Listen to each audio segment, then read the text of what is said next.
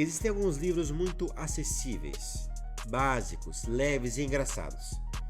No entanto, existem algumas obras implacáveis, inexoráveis, brutais, que eu não sei se você está preparado para ler. Rola a vinheta.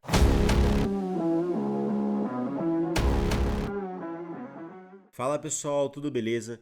Bem-vindos aqui a mais um vídeo do meu canal. Se você é novo por aqui, o meu nome é Pedro Mendes e hoje eu vou falar sobre 5 livros muito duros, assim, são histórias bastante impactantes, muito marcantes.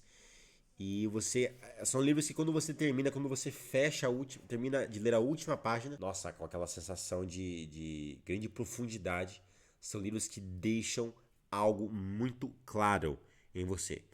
E existem, eu aqui poderia pegar biografias, eu pensei em falar de Alexander Solzhenitsyn, um senhor que sobreviveu aos gulag russos, mas eu quis me concentrar em ficção, em literatura propriamente dita. Alguns dos livros que eu vou falar aqui são muito conhecidos, muito famosos, outros nem tanto. E se você ler estes 5 livros, você vai ter um bom conteúdo, um excelente conteúdo, um arcabouço imaginário bastante respeitável, que vai te abrir portas para muito mais livros. Então, em primeiro lugar, não poderia começar por outro livro, uma obra muito famosa que eu já analisei aqui no canal. Eu tinha que mencionar o 1984 do George Orwell. A história de uma distopia, uma história em que um regime opressor do futuro controla toda a sociedade. Tem uma relação muito evidente com várias ditaduras, é claro, mas aquilo que eu queria ressaltar neste livro, no vídeo de hoje, é a última parte do livro, em que o regime opressor tem uma relação mais direta com o Winston e a Julia, né, os personagens principais, e toda aquela questão da Sala 101 e o final do livro, o estágio terminal da história, que pronto, eu não posso dizer muita coisa sem estragar o final, mas é um livro brutal. Quem já leu o livro sabe exatamente do que eu estou falando. Então, se você quer um livro de grande impacto, que eu já mencionei várias vezes aqui no canal, se você ver meu vídeo das distopias, meu vídeo do 1984, você vai conseguir muito mais detalhes. Vou deixar o card aqui em cima. Se você quiser um bom imaginário, um bom arcabouço, mas um livro realmente implacável, leia aqui o 1984. Mas eu acho que o 1984 até pode ser considerado meio fraquinho nesse aspecto, se comparado com o segundo livro da lista, que é aqui o Crime e Castigo do Fyodor Dostoiévski. Então é um livro pesado, já estou avisando. Então eu mostrei para um professor de filosofia e de debate meu, já não tenho aula com ele, mas um professor que eu respeito muito, respeito pra caramba. E eu um dia comentei com ele que eu estava lendo o Crime e Castigo, e ele falou: "Nossa, Pedro, você está consumindo drogas pesadas", porque de fato este livro é bastante duro. É uma leitura que narra eventos bastante graves. O crime do Raskolnikov, que acontece logo nos primeiros instantes, nos primeiros capítulos do livro. E depois toda a história da redenção e uma miséria humana bastante tocante. A família lá da Sônia, toda aquela questão da injustiça social, e depois o medo, será que o Raskolnikov vai ser preso ou não? A cena mais do estágio final do Svidrigailov, um nome bem esquisito, em que ele tem uma vida vazia, uma vida sem sentido, e depois o sonho que ele tem, e depois os momentos lá que ele tem num um hotel de quinta categoria. É um livro que tem um dos maiores escritores de todos os tempos, que até tem um pendor filosófico bem claro, o Fyodor Dostoiévski.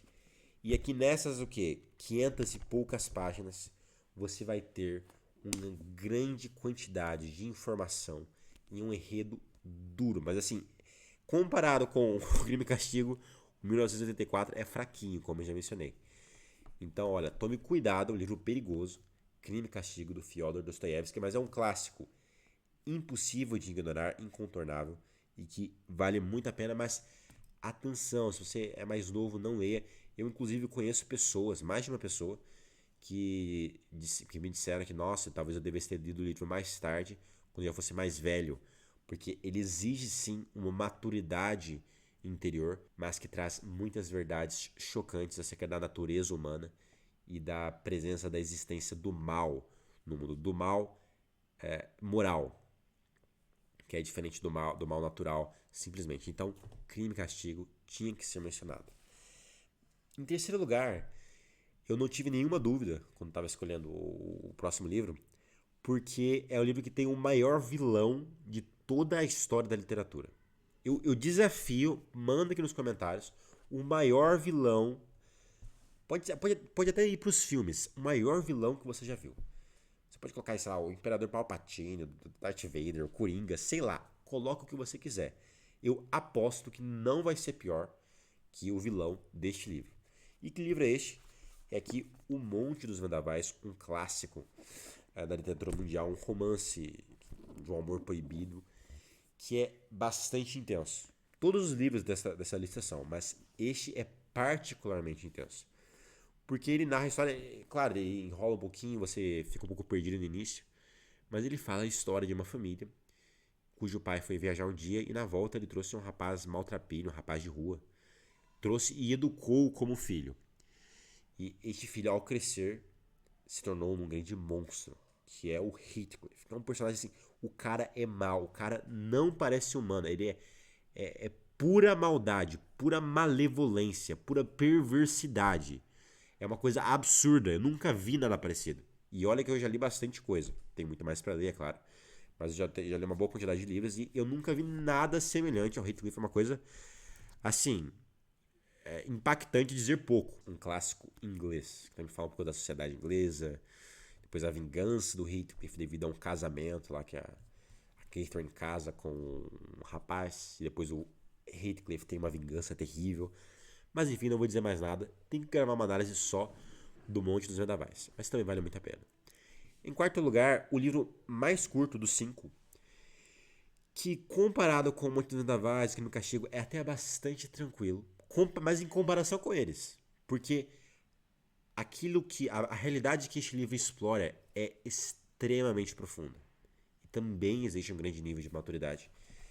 E aqui estou falando sobre a morte de Ivan Ilitch, é sim, é desta forma que se pronuncia, do Lev Tolstói. Eu vou ler também o Guerra e Paz, do Tolstói, ainda não li, mas planejo ler ainda este ano. Mas a primeira obra de literatura russa que eu li foi A Morte de Ivan Ilitch, que fala basicamente a história de um homem que viveu uma vida burguesa, uma vida do trabalho, se casou por conveniência, não ligava muito para a família. E um dia ele tem uma queda, ele estava lá ajustando umas cortinas, ele tem uma queda, e com aquela queda alguma coisa começa a ficar mal no corpo dele, ele se machuca assim do lado do corpo. Logo ele esquece a dor, mas depois ele percebe que aquilo desencadeou uma espécie de doença. A doença aqui do livro não é muito bem definida, mas o Ivan Ilitch fica doente e o livro narra o caminho dele até a morte. Por isso que o livro se chama A Morte de Ivan Ilitch.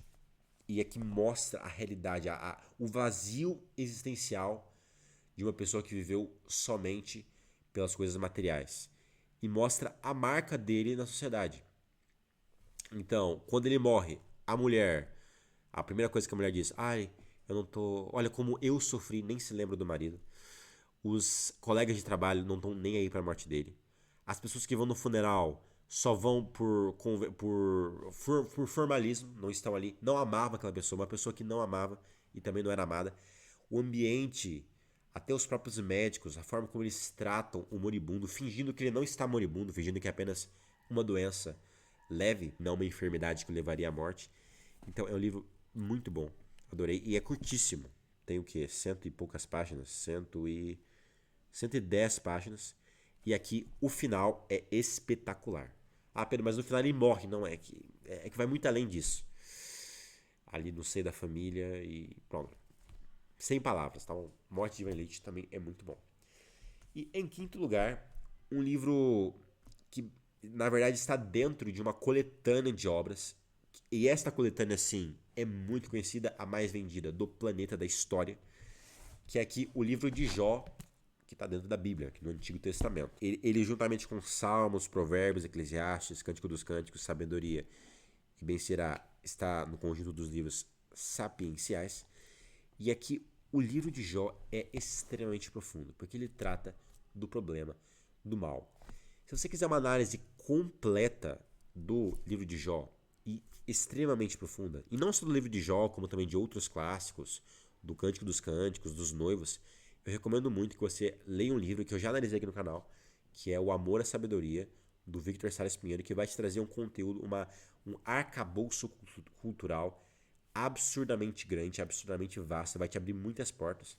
É um livro de interpretação que eu recomendo bastante. Mas aqui no livro de Jó, talvez você já tenha ouvido a história popular, é a história de um homem casado, muito rico, com vários filhos, julgo que eram 12 ou 13 filhos, e ele está muito bem na vida e é temente a Deus, ele louva a Deus, ele é agradável aos olhos do Senhor. E então um dia o demônio vai ter com Deus e fala para Deus: olha só, você tem um bom servo, Jó, mas ele só te serve, só te louva, porque ele tem tudo na vida. Ele tem uma mulher, ele tem vários filhos, ele tem riquezas. Então, tira essas coisas, esses bens dele, e você vai ver como ele vai te amaldiçoar logo logo.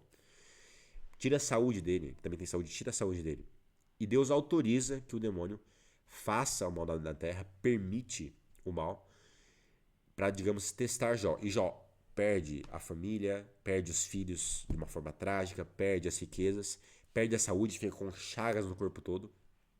E depois é desenvolvida toda uma reflexão à volta do problema do mal, que é inclusive um dos maiores argumentos contra a existência de Deus.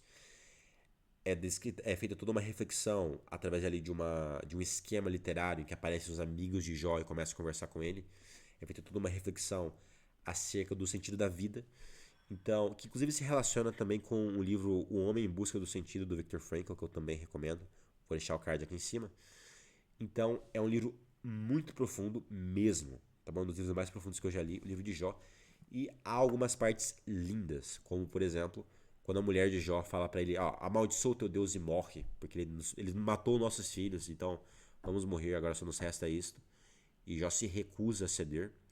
Também tem outra parte muito linda quando Deus fala para Jó: olha, você é um ser humano.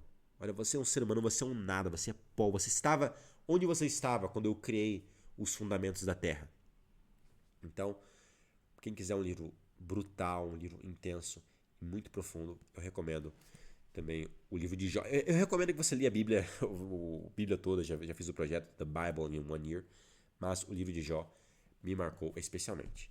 E para quem ficou até o final do vídeo, eu já falei aqui de 5 livros, eu deixo um livro extra, que não é de literatura, então sai um pouquinho de escopo, por isso que eu não vou incluí-lo no top 5, mas é um livro espiritual, no sentido próprio da palavra, ou seja, é um livro focado para reflexão e meditação, em oração, que tem umas meditações muito brutais, assim, umas coisas bem duras, bem secas e diretas, mas verdadeiras, que é aqui A Preparação para a Morte de Santo Afonso Maria de Ligório.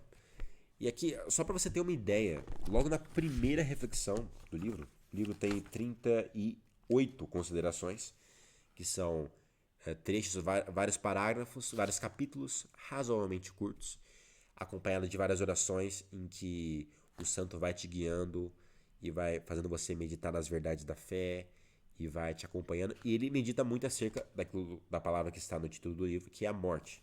Então, logo na primeira consideração, ele diz o seguinte: considera que tu és pó, e ao pó hás de retornar.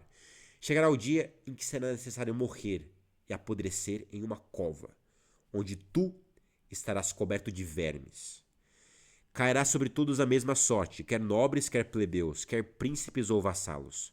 Então logo a alma sair do corpo, com o último suspiro, passará a eternidade. Então o corpo reduzir-se-á a pó. Então, isso é um pequeno exemplo, assim, muito leve mesmo, das coisas que ele vai dizer nesse livro. Então é uma leitura espiritual, já não é literatura, um livro espiritual, mas muito intenso, que fala muito sobre a realidade da morte e te dá os chamados red pills de forma muito direta. Olha, você não é nada, você é um humano, você é um verme, então aproveite o seu tempo. Ele fala que não existe algo, um sacrilégio maior que o passatempo. Por quê? Porque um livro, ó, tem aqui um livro, tem um boné, tem aqui um celular, tem aqui um estojo, são tudo bens que, se eu perdê-los, eu posso recuperá-los. Então, se eu perder, por exemplo, a câmera que eu estou usando para gravar esse vídeo, eu, com algum dinheiro, consigo uma câmera nova. Mesma coisa com o microfone, mesma coisa com os livros que estão aqui à minha volta. Mas se eu perder um tempo, o tempo nunca voltará. Então, o tempo que você está gastando vendo esse vídeo nunca vai voltar. Felizmente, é um tempo bem utilizado. Mas o tempo que eu estou usando para gravar esse vídeo jamais irá voltar. Então, ele dá, esse é um exemplo, dá uma forte chamada para você aproveitar bem o seu tempo, entre muitas outras. São 38 considerações, aqui mais de 250 páginas, então é muita reflexão, muito conteúdo, também vale a pena, mas foge um pouquinho do escopo, já não é literatura. Então, apenas recapitulando, 5 livros brutais que vão te dar um grande arcabouço cultural, que vão te fazer amadurecer bastante e já requerem uma certa maturidade intelectual. Em primeiro lugar, temos aqui o 1984, do George Orwell. Em segundo lugar, temos aqui Crime e Castigo, do Fyodor Dostoiévski. Em terceiro lugar, temos aqui O Monte dos Vendavais, da Emily Brontë. Em quarto lugar, temos A Morte de Ivan Ilitch, do Lev Tolstói. Em quinto, o livro de Jó, está dentro aqui da Bíblia Sagrada. E em sexto lugar, para quem ficou aqui até o final, um livro bônus, Preparação para a Morte, de Santo Afonso Maria de Ligório. Então, basicamente é isso. Espero que você tenha gostado do vídeo. Se você gostou, aperta aí o botãozinho do like, se inscreva no canal e ative o sininho das notificações para você não perder nenhuma novidade. E deixe aqui nos comentários, por favor, que livros você gostaria que eu analisasse aqui no canal ou que temas você gostaria que fossem tratados aqui. Espero que você tenha gostado. Um abraço a todos e até o próximo vídeo. Fui!